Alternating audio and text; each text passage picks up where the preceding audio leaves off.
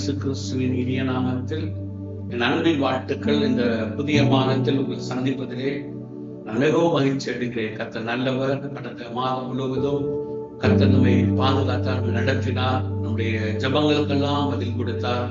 நாம் கேட்ட அநேக காரியங்களுக்கு கர்த்தர் பெரிய காரியங்களை செய்தார். நாம் அறியாததும் நாம் எட்டாததுமான பெரிய காரியங்களை கர்த்தர் கடந்த நாட்களில் செய்திருக்கிறார். இந்த புதிய மாதத்திலும் கர்த்தர் நம்ம கொடுத்திருக்கிற ஒரு வார்த்தை உண்டு. சாமுவேலின் புஸ்தகம் 30வது அதிகாரம் 19வது வசனத்தை வாசிக்கலாம். அவர்கள் கொள்ளையாடி கொண்டு போன எல்லாவற்றிலும் சிறியதிலும் பெரியதிலும் குமாரரிலும் குமாரத்திகளிலும் ஒன்றும் குறைவுபடாமல் எல்லாவற்றையும் தாவீது திருப்பிக் கொண்டான் என்று சொல்லப்பட்டிருக்கிறது. இந்த நாளிலும் தேவன் நம்மளோட பேசட்டும். தாவீது எல்லாவற்றையும் திருப்பிக் கொண்டான் என்று சொல்லப்பட்டிருக்கிறது. அவன் இழந்து போன எல்லா காரியத்தையும் அதே 1 சாமுவேலின் புஸ்தகம் 30வது அதிகாரம் 3வது வசனத்திலே நாம் வாசிக்கும் பொழுது வாசிக்கலாம்.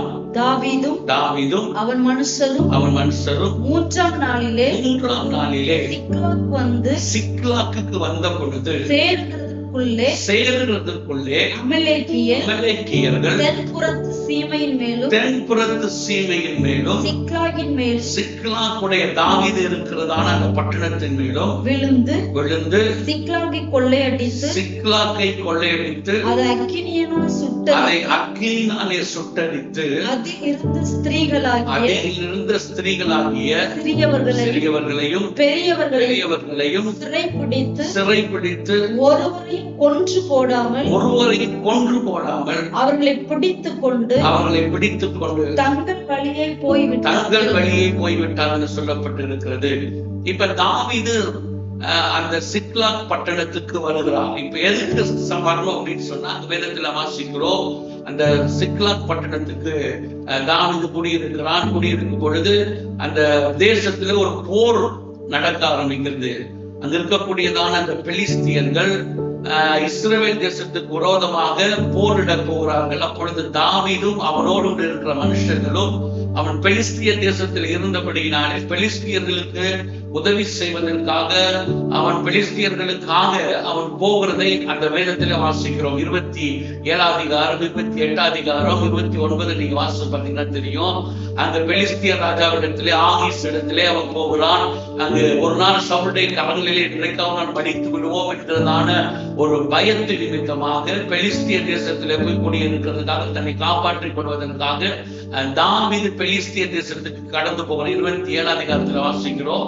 தாவீது பெலிஸ்திய தேசத்திலே போய் அங்க இருக்கிறாங்க. ஆகீஸ் இடத்திலே அவனுக்கு நல்ல ஒரு பட்டண இடத்தை கேட்டு அங்க அந்த ஆகீஸ் நல்ல ஒரு பட்டணத்தை கொடுக்க சிக்லாக் என்கிறதான ஒரு இடத்தை அவனுக்கு கொடுக்கிறான். அந்த இடத்துல தாவீது ஏறத்தாழ 1 ஆண்டுகளும் 4 மாதமும் அந்த பட்டணத்திலே இருக்கிறான். அப்படி இருந்து கொண்டு இருக்கிற நாட்கள்ல தான் பெலிஸ்தியர்கள் இஸ்ரவேலுக்கு விரோதமாக போர் செய்வதற்காக கிளம்பி போகும் பொழுது தாவீது இந்த பட்டணத்துல இருக்கிறபடினாலே எப்படி அவனுக்கு வழி இல்லாம ஒரு உதவி செய்ய வேண்டும்ன்றதான ஒரு சூழலை உருவாக்குறது. அப்ப தாவீது அவன் பின்னாடி போகும் பொழுது அங்க கர்த்தர் ஒரு காரியத்தை செய்கிறார். அங்க பெலிஸ்திய பிரபுக்களுக்கு தாவீதுக்கு மேல நம்பிக்கை இல்லை. அதனால தாவீது திரும்பி போக சொல்லிடுறாங்க.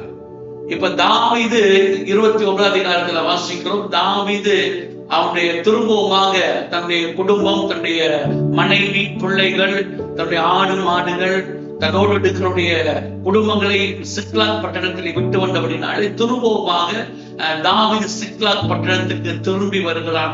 அதுதான் 30வது அதிகாரம் 1வது வசனத்துல வாசிக்கிறோம். தாவீது சிக்லாக் பட்டணத்துக்கு திரும்பி வரும் பொழுது இங்க ஒரு பெரிய ஒரு சம்பவம் நடக்கிறது. அவனுக்கு உண்டான எல்லாவற்றையும் அமலேக்கியர்கள் கொள்ளையிட்டுக் கொண்டு போய் விடுகிறார்கள். தனக்குள்ள எல்லாவற்றையும், தன்னுடைய மனைவி, தன்னுடைய ஆடு மாடு பிள்ளைகள், தனக்கு எல்லாவற்றையும் தாவீதோடு கூட இருந்த அவருடைய எல்லாவற்றையும் அமலேக்கியர்கள் வந்து கொள்ளையிட்டுக் கொண்டு போய் விடுகிறார்கள். எல்லாத்தையும் எடுத்துக் கொண்டு போய் விடுகிறார்கள். இப்ப இதுதான் நீங்க இந்த வேதத்துல வாசிக்கிறோம். தாவீது அதற்கு பிறகு ஒரு காரியத்தை தாவீது செய்கிற எனக்கு கேட்டுக்கொண்டு இருக்கிற அன்பு தேவ ஜனமே, ஒருவேளை நீங்கள் எல்லாவற்றையும் இழந்து போயிருக்கலாம். எல்லாவற்றையும் அமலேக்கியர்களை போல தாவீது அமலேக்கியர்களிடத்திலே இழந்து போனது போல நீங்கள் ஒருவேளை எல்லாவற்றையும் இழந்து போயிருக்கலாம். சத்துரு உங்களுக்கு எல்லாவற்றையும் பறித்து கொண்டு போயிருக்கலாம். எத்தனையோ காரியங்களை எடுபட்டு போயிருக்கலாம். ஆனா இந்த நாள்ல கர்த்தர் எல்லாவற்றையும் திருப்பிக் கொள்ளத்தக்கதான ஒரு பெரிய கிருபையை கர்த்தர் மேல வைத்திருக்கிறார். நீங்கள் சகலவற்றை திருப்பிக் கொள்ள போகிறீர்கள். உங்க வாழ்க்கையில இந்த நாள் இந்த செய்தியை கேட்டுக் கொண்டிருக்கிற அன்பு தேவ பிள்ளைகளே, உங்க வாழ்க்கையில நீங்கள் சகலவற்றையும் திருப்பிக் கொள்ள போகிறீர்கள். இந்த தாவீது எல்லாத்தையும் எப்படி திருப்பிக் கொண்டார் என்று சொல்லி வேதத்திலே நாம் வாசிக்கும்போது ரொம்ப ஆச்சரியமா இருந்தது. 30ஆம் அதிகாரத்திலே சில வசனங்களை வாசிக்கும் பொழுது, இந்த வசனங்களை தியானிக்கும் பொழுது ரொம்ப ஆச்சரியமா இருந்தது. தாவீது சகலவற்றை திருப்பிக் கொண்டார் என்று சொல்லி நாம அந்த 30:17 வாசிக்கிறோம். 30:17 வாசிக்கிறோம். தாவீது எல்லாவற்றையும் திருப்பிக் கொண்டார் என்று சொல்லி வாசிக்கிறோம். ஆனா அதுக்கு முன்பாக சில காரியங்களை தாவீது செய்த இந்த நாளில நீங்கள் திருப்பிக் கொள்ளத்தக்கதாக தேவன் உங்க வாழ்க்கையில் அற்புதங்களை செய்ய போகிறார். ஒரு சில காரியங்களை ஒரு சில காரியங்களை சம்பவங்களை நான் உங்களுக்கு சொல்லி நான் உங்களுக்காக ஜெபிக்க விரும்புகிறேன். முதலாவது தாவீது ஒரு காரியத்தை செய்கிறார். வாசிக்கிறோம். 1 சாமுவேலின் புஸ்தகம் 30ஆம் அதிகாரம் 6ஆவது வசனத்தை வாசிக்கலாம்.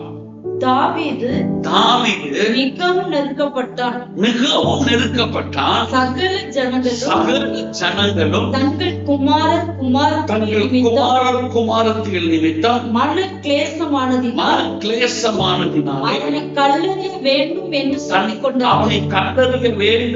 சொல்லி கேட்டுக்கொண்டாங்க. அதுக்கு முன்னாடி நீங்க பாத்தீங்கன்னா இந்த 4ஆவது வசனம் சொல்லுகிறது, இவர்கள் கொள்ளையிட்டு கொண்டு போனது நிமித்தமாக இவர்கள் வந்து தேசத்தை பார்க்கிறார்கள். பட்டணம் சுட்டரிக்கப்பட்டிருக்கிறது, எல்லாம் இழந்து போயிருக்கிறது. இவர்களும் தாவீதோடு இருக்கிற மனுஷரும் அந்த பட்டணத்துக்கு வந்த பொழுது அது எல்லாம் சுட்டரிக்கப்பட்டிருக்கிறதை, சிறைப்பட்டு கொண்டு போயிருக்கிறதை பார்க்கிறார்கள்.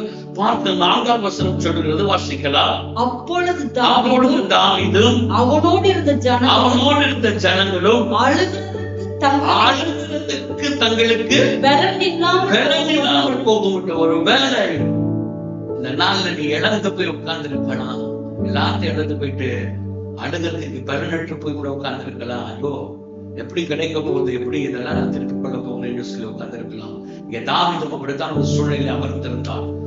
அழுகிறதற்கு பெருநற்று போயிருந்தாங்க. எங்க போனாங்கன்னு தெரியாது. இந்த கொள்ளையிட்டு போனவைகள் அமலேக்கியர்கள் வந்து அந்த பொருட்களை எடுத்துக்கொண்டு போன தாவீது குடும்பத்தையும் அவனோடு இருக்கிற பொருட்களையும் கொண்டு போன இடம் தெரியாதவர்களுக்கு எந்த திசையில போயிருக்காங்கன்னு தெரியாது, எந்த திசை பக்கம் அவர்கள் போயிருக்காங்கன்னு சொல்லி ஒன்றுமே தெரியாது. அவர்களுக்கு பலன் இல்லாமல் போக மட்டும் எழுதார்கள். அவருக்கு எந்த ஹோப்புமே இல்லைங்க, எந்த நம்பிக்கையுமே இல்லை. எப்படி கிடைக்க போகிறது, எப்படி நம்ம திருப்பிக் கொள்ளுவோம், எப்படி இந்த திரும்பவுமாய் கிடைக்குமா கிடைக்காதா, எந்த நம்பிக்கையும் அற்று போயிருக்கிற ஒரு சூழ்நிலை. இந்த சூழலில் தாவீதோடு இருக்கிறவர்கள் அவனை கல்லறிய வேண்டும். மனக்லேசத்தினாலே அந்த பாரத்தினாலே தாவீது மேல கல்லறியணும்னு சொல்லிட்டு அவனோடு இருக்கிறவர்கள் எத்தனைத்துக் கொண்டிருக்கிற அந்த சூழ்நிலையில தான் தாவீது ஒரு காரியத்தை செய்கிறான். வேதம் சொல்லுகிறது, தாவீது தன்னை கர்த்தருக்குள்ளாய் திடப்படுத்தி கொண்டான்னு சொல்லப்பட்டிருக்கு. ஆங்கிலத்தில் இப்படி ஒரு வாசகம் இருக்கிற வார்த்தை இருக்கிறது, David took the strength from the Lord அப்படின்னு சொல்லப்பட்டிருக்கிறது. தாவீது தன்னுடைய தேவனிடத்திலே வல்லமையை பெற்றுக் கொண்டான்னு சொல்லப்பட்டது. தாவீது took the strength from the Lord. 36 வாசிக்கிறோம். இந்த பின்பகுதி சொல்லுகிற வாசிக்கலாம். தாவீது தன் தேவனாகிய கர்த்தருக்குள்ளே தன்னை திடப்படுத்தி கொண்டான்னு சொல்ல. அழுகிறதுக்கு பலனற்று போயிருக்கிற ஒரு சூழ்நிலை, எல்லாம் இழந்து போன ஒரு சூழ்நிலை. இந்த சூழ்நிலையிலே அவன் தன்னுடைய சூழ்நிலையிலே அழுகிறதுக்கு பலனற்று போயிருக்கிற சூழ்நிலையிலே தாவீது எல்லாவற்றையும் இழந்து போயிருக்கிறது. அந்த சூழ்நிலையில தான் வேதம் சொல்லுகிறது, தன்னை கிறிஸ்துவுக்குள்ளாக, தன்னை தேவனுக்குள்ளாக திடப்படுத்தி கொண்டான். கேட்டுக்கொண்டிருக்கிற அன்பு தேவன் ஜனமே, அவன் வேதம் அழகா ஆங்கிலத்தில் சொல்லப்படுகிறது, தமிழில் திடப்படுத்தி கொண்டான் சொல்லப்படுகிறது, ஆங்கிலத்தில் அழகை சொல்லப்படுகிறது. David took the strength from the Lord. தேவனிடத்திலிருந்து அந்த வல்லமையை பெற்றுக்கொண்டு, எப்படி அந்த வல்லமையை பெற்றுக்கொண்டான் என்று சொன்னால், அவன் வேதத்துல ஒரு சங்கீதத்துல வாசிக்கிறோம், சங்கீதம் 42:5 வாசிக்க, என் ஆத்துமாவே நீ ஏன் கலங்குகிறாய்? ஏன் எனக்குள் தியங்குகிறாய்? தேவனை நோக்கி காத்திரு. அவர் சமூகத்தின் ரட்சிப்பின் நிமித்தம் நான் இன்னும் அவரை துதிப்பேன். பாருங்க, தாவீது இங்க ரொம்ப பிடிச்சமான ஒரு பகுதி. எல்லாம் இழந்து போயிட்டான், எங்க போயிடுச்சு தெரியாது, கொள்ளையிட்டு கொண்டு போன பொருட்கள் எல்லாமே எங்க போனது தெரியாது, தன்னுடைய மனைவி தன்னுடைய பிள்ளைகள் எல்லாம் எங்க போனதுன்னு தெரியாது. அது மாத்திரமல்ல, தன்னோடு கூட இருக்கிற தனக்கு ஆறுதல் சொல்ல வேண்டியவர்களே அவனுக்கு எதிராக நின்று கொண்டிருக்கிறார்கள், ஏன்னால் அவர்களும் இழந்து போயிருக்கிறார்கள்.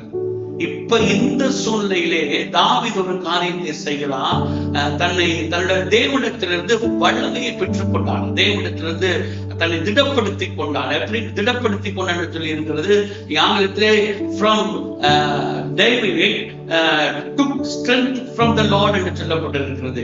தேவனிடத்திலிருந்து அந்த வல்லமையை மகிமை பெற்று, எப்ப அந்த வல்லமையை பெற்றுக்கொள்ள முடியும் என்று சொன்னால், தேவனுடைய வார்த்தை அவனை திடப்படுத்தினது. சங்கீதம் 42:5 வாசிக்கிறோம், ஆத்துமாவே நீ ஏன் கலங்குகிறாய்? நீ என்ன ஏன் திகைக்கிறாய்? என்ன செய்ய? நீ கர்த்தரை நோக்கி என்ன செய்ய? அமர்ந்திரு. அவன் தன்னுடைய வார்த்தை அவனுக்கு தெரியும். ஆத்துமா பார்த்து சொல்ற, நீ அந்த கலக்கத்துல தன்னை திடப்படுத்துகிற அந்த வார்த்தையை சொல்லுகிறான். அது மாத்திரமல்ல, சங்கீதம் 56:3 வாசிக்கலாம், நான் பயப்படுகிற நாளிலே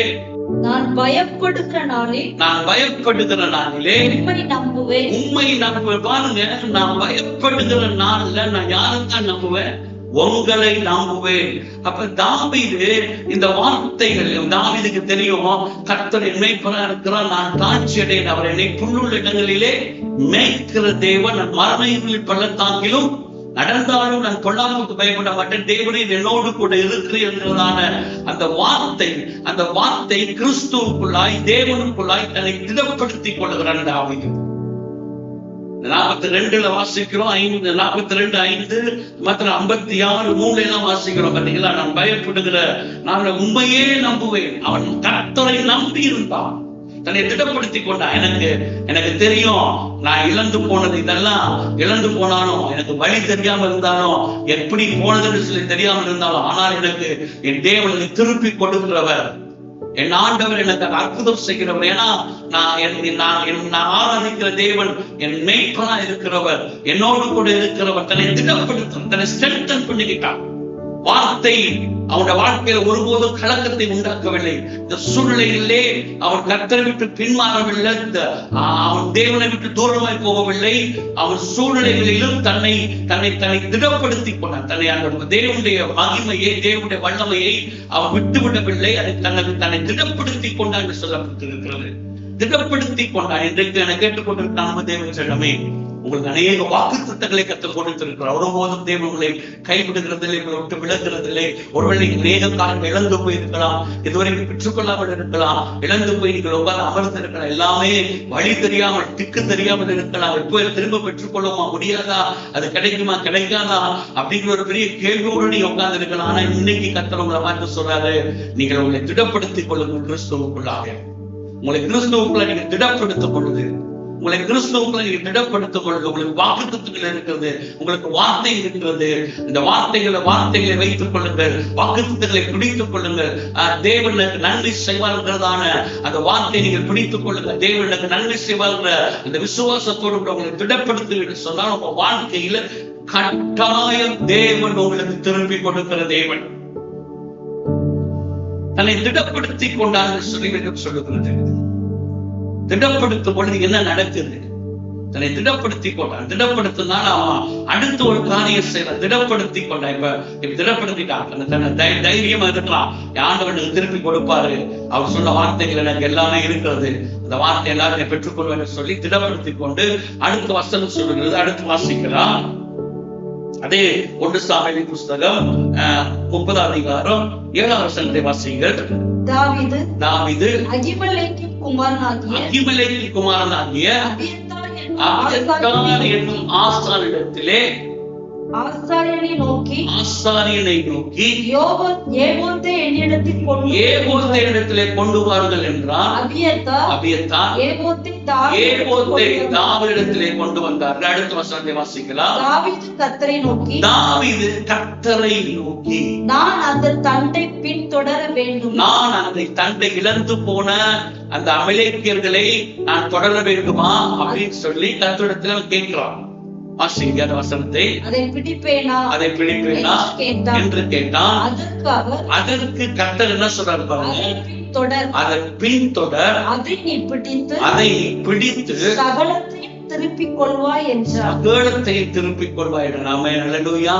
இந்த நாள்ல தேவன் பாருங்க அவனுடைய வாழ்க்கையில அவன் கர்த்தரிடத்திலே கேட்டான். முதலாவது அவன் தன்னை திடப்படுத்தி கொண்டான். முதல்ல திடப்படுத்திட்டான், தைரியமா இருந்தான்.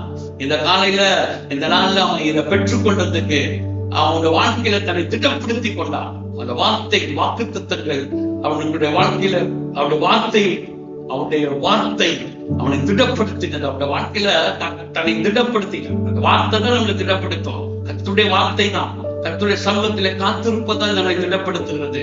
ஒருபோது வெட்கப்பட்டு போகிறதே இல்லை. அவரை நோக்கி பார்க்கிற முகங்கள் பிரகாசம் அடைகிறது. அவரை நோக்கி பார்க்கிற முகங்கள் ஒருபோது வெட்கப்பட்டு போகிறது இல்லை என்று வேதம் சொல்லுகிறது. அவன் வெட்கப்பட்டு போகவே போக மாட்டான். நம்ம திடப்படுத்தி கொள்ளும் பொழுது வாழ்க்கைக்கு ஒருபோது நீங்க வெட்கப்பட்டு போகவே மாட்டீங்க. இப்ப இரண்டாவது அவன் கர்த்தரிடத்திலே கேட்கிறான். கர்த்தருடைய வார்த்தையின்படியே தாவீது செய்கிறான். அவன் உடனே போகல, அவன் திடப்படுத்துறான். இரண்டாவது ஒரு காரியத்தை செஞ்சா அவன் ஆசாரியனிடத்துல போய் கேட்கிறான். இப்போ ஏபோத் அங்க இருக்கிறது. ஏபோத்துல இருந்து ஏபோத்தை வைத்து ஆசாரியனிடத்துல பேசுகிறான். ஆசாரியன் தேவ சமூகத்திலே காத்திருந்து தேவனிடத்திலே கேட்கும் பொழுது கர்த்தர் சொல்றாரு, அந்த தண்டனை பின்தொடர், நீ இழந்து போன எல்லாவற்றையும் சகலத்தையும் திருப்பிக் கொள்வாய் என்று சொன்ன உடனே தாவீதும் தன்னோடு இருக்கிற மனுஷர்களும் அவர்கள் என்ன செய்யறாங்க, புறப்பட்டு போகிறார். 600 பேர் புறப்பட்டு போகிறார். புறப்பட்டு போகும் பொழுது கர்த்தர் முன்னோடு கூட இருக்கிறார். நல்லா தெரிஞ்சுக்கங்க. இப்ப இந்த தண்டு எங்க போகுதுன்னு தெரியாது, இவன் எங்க போயிருக்காங்கன்னு தெரியாது. ஆனா கர்த்தர் சொன்னார், நீ போ, திடப்படுத்திக் கொள்வார், நீ போ, பெற்றுக்கொள்வார் என்று சொல்லி கர்த்தர் சொன்னாரு. அந்த வார்த்தையின்படியே தாவீது புறப்பட்டு போகிறான். அந்த வார்த்தை தான், அந்த வார்த்தை பிடித்துக் கொள்ளுகிறான். அந்த வார்த்தையை பிடித்துக் கொண்டு தாவீது புறப்பட்டு போகும் பொழுது அந்த அதிகாரத்தை நாம் வாசிக்கிறோம். தாவீதுக்கு ஒரு அருமையான ஒரு உதவி அது கிடைக்கிறது நாம் வாசிக்கிறோம். அவனோடு கூட இருக்கிறவர்கள் என்ன செய்யறாங்க, பாதி பேர் தாயித்து போய் விடுகிறார்கள், சிலர் வரமாட்டாங்க, சில ஆற்றை கடக்க மாட்டாங்க. இடத்துல எல்லா பேருமே 200 பேர் தான் இருக்கிறாங்க அவனோடு கூட. அப்படி இருக்கும் பொழுது அங்கு தாவீதுக்கு ஒரு அருமையான ஒரு காரியத்தை கர்த்தர் ஒரு அடையாளத்தை ஒரு காரியத்தை செய்கிறத வாசிக்கிறோம். 30 அதிகாரம் 11 வசனத்தை வாசிக்கலாம். ஒரு எகிப்தியனை வெளியே அவர்கள் கண்டு அவனை தாவீதிடத்தில் என்ன செஞ்சாங்களா, கொண்டு வந்தார்கள். புசிக்க அவனுக்கு அப்பமும் குடிக்க தண்ணீரும் கொடுத்து அத்திப்பழ அடையில் ஒரு துண்டையும் வற்றலான 2 திராட்சைப்பழ குலைகளையும் அவனுக்கு கொடுத்து அதை அவன் சாப்பிட்டதுக்கு அப்புறம் அவனுடைய உயிர் திரும்ப அவனுக்குள் வந்தது. அவன் உயிர் அவனுக்கு திரும்ப வந்துச்சு. எதுக்கு இந்த சம்பவம் என்ன சொல்லப்படுதுன்னா, இந்த சிக்லாகை கொள்ளையிட்டு போன அந்த அமலேக்கியர்கள் இவர்கள் கொள்ளையிட்டு திரும்பி போகும் பொழுது இவர் அமலேக்கியர்களுக்கு அடிமையா இருக்கக்கூடிய ஒரு எகிப்தியனை விட்டு போய் விடுகிறார்கள். ஏதோ ஒரு சூழ்நிலையில அவன் கைவிடப்படுகிறான். கைவிடப்பட்ட அந்த அமலேக்கியனை இவர்கள் பார்க்கிறார்கள்.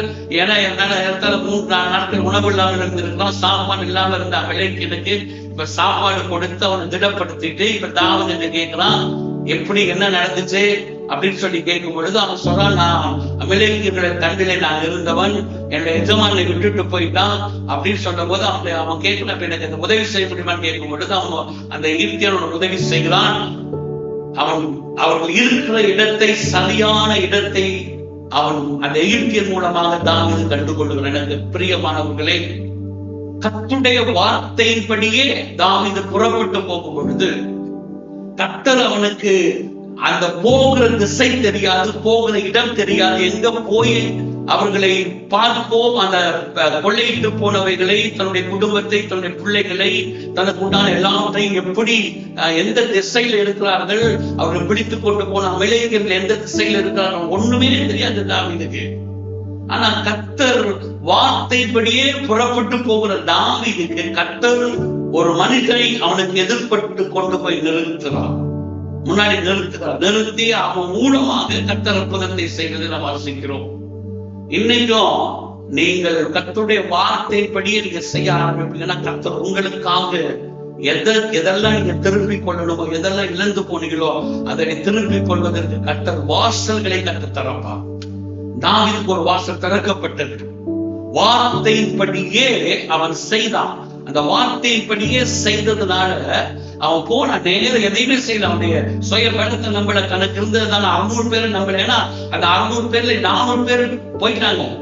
ஒரு பாதி பேரு அந்த ஆற்றுக்கு அந்த கடந்து வரல, பாதி பேர் இங்க உட்காந்துட்டாங்க. ஏன்னா 200 பேர் தான் தாவீதோடு போறார்கள். ஆனால் அவனுடைய தனக்கு இருந்த ஸ்ட்ரென்த்தை நம்மள தாவீது அவன் நம்பினது எல்லாமே கர்த்தருடைய வார்த்தை.